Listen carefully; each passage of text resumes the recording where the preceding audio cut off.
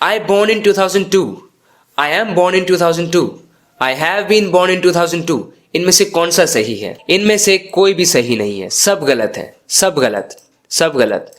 I born नहीं हो सकता है, I am born नहीं हो सकता है, I have been born नहीं हो सकता है। Let's improve English.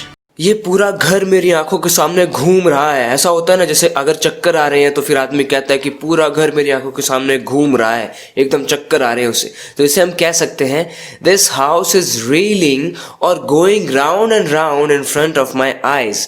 रीलिंग, तो रील का मतलब घूमना होता है। ऐसे जब सिर चकरा रहा है तो हम कह सकते हैं कि दिस हाउस इज रीलिंग, यानी ये घर घूम रहा है। या फिर गोइंग राउंड एंड राउंड, यानी गोल गोल घूम रहा है इन फ्रंट ऑफ माई आईज, मेरी आंखों के सामने। देखिए एक और एग्जाम्पल, उसके सवाल ने तो मेरा दिमाग ही घुमा दिया, पूरा दिमाग घूम गया मेरा, पता नहीं उसका मतलब क्या था।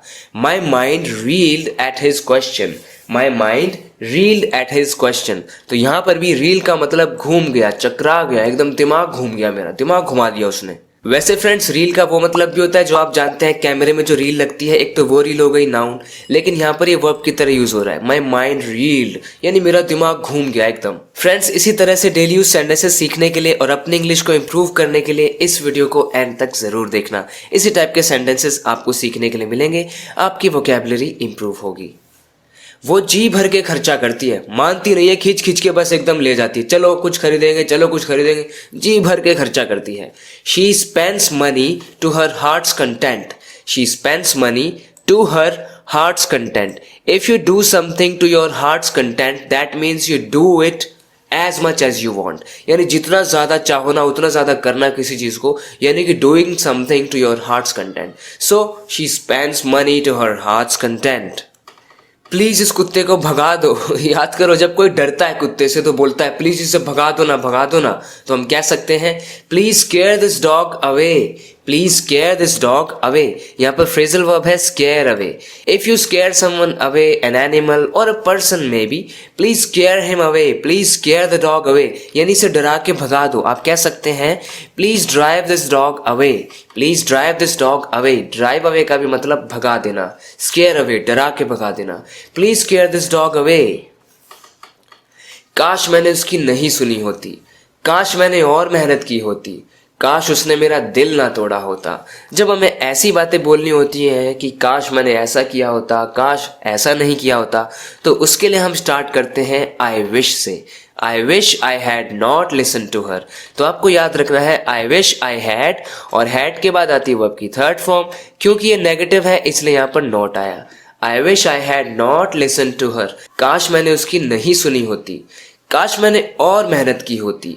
आई wish I had worked harder, और मेहनत का मतलब वर्क हार्ड मतलब मेहनत करना, और ज्यादा मेहनत करना, वर्क हार्डर। हार्ड का कंपैरेटिव डिग्री है ये, हार्ड की comparative degree. I wish I had worked harder, काश मैंने और ज्यादा मेहनत की होती।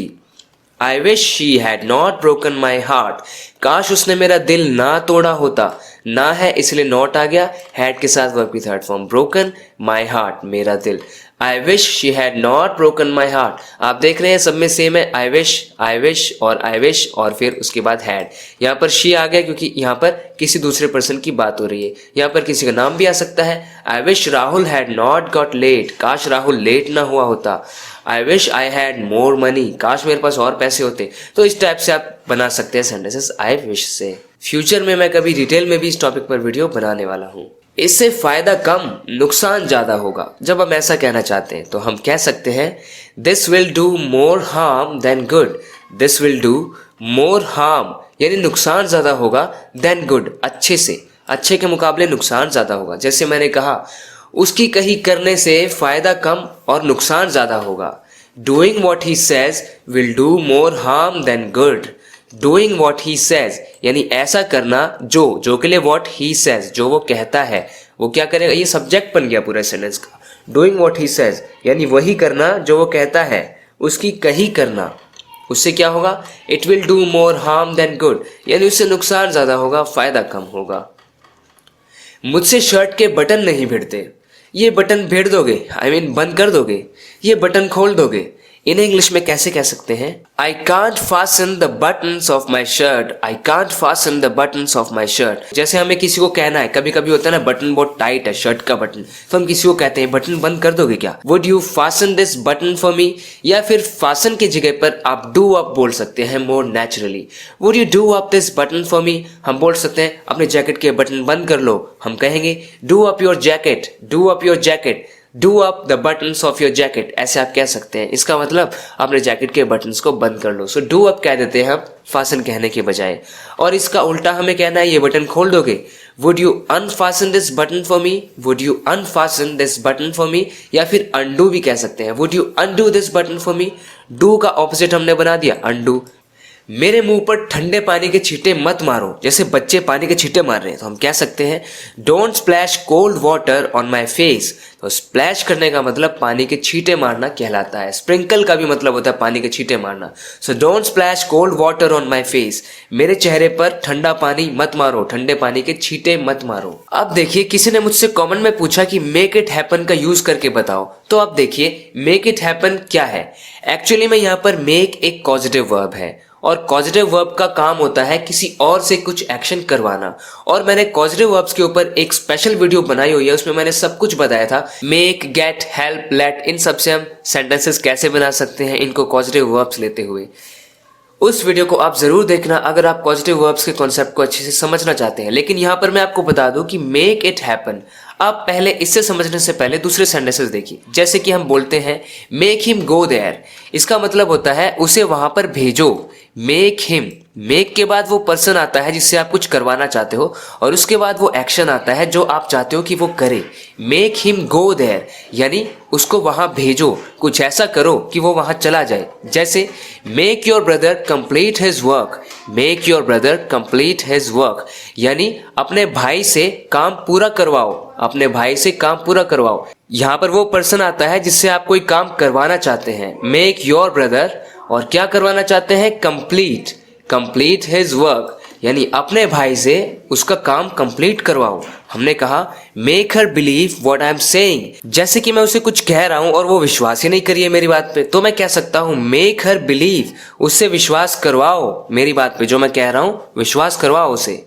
I made him clean my room, मैंने उससे अपना कमरा साफ करवाया। तो यहाँ पर आप देख रहे हैं मेक के बाद वो पर्सन आ रहा है जिससे आप कुछ करवाना चाहते हैं। तो यहाँ पर पर्सन की जगह पर इट आ गया, यानी इट किसी भी चीज को रेफर कर सकता है, किसी चीज को, किसी काम को। कोई काम है, मैं कह रहा हूँ इस काम को पूरा करवाओ, इसे कंप्लीट करवाओ, तो मैं किसी को कह रहा हूँ make it happen. Make it happen यानी कुछ ऐसा करो कि ये काम हो जाए। ये इट किसी चीज के लिए लगाया गया है, कोई चीज है, कोई असाइनमेंट है, कोई एक्टिविटी है, कोई भी एक्टिविटी है, उसके लिए मैंने इट लगाया कि ये काम करवाओ, कुछ भी करो कि ये काम हो जाए। Make sure that this happens, make it happen. कोई काम है जिसको मैं कह रहा हूं इस काम को पूरा करवाओ, मेक इट हैपन। आशा करता हूं आपको मेक इट हैपन का यूज समझ में आ गया होगा। आप अगर किसी को कुछ काम बता रहे हैं, आपने बताया कि ये काम है, ऐसा ऐसा करना है, फिर आप बोलते हैं make it happen as soon as possible, यानी जितना जल्दी हो सके इसे पूरा करवाओ, जितना जल्दी हो सके इसे करवाओ।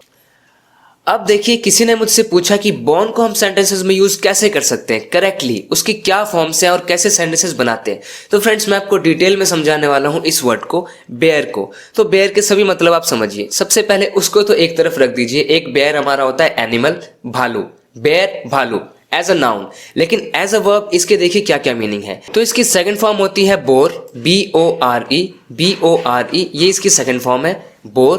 और इसकी थर्ड फॉर्म दो तरीके से बनाई जाती है, एक में ई होता है और एक में ई नहीं होता है। दोनों को ही बोलते हैं बॉर्न, लेकिन स्पेलिंग का फर्क है, एक में ई है एक में ई नहीं है।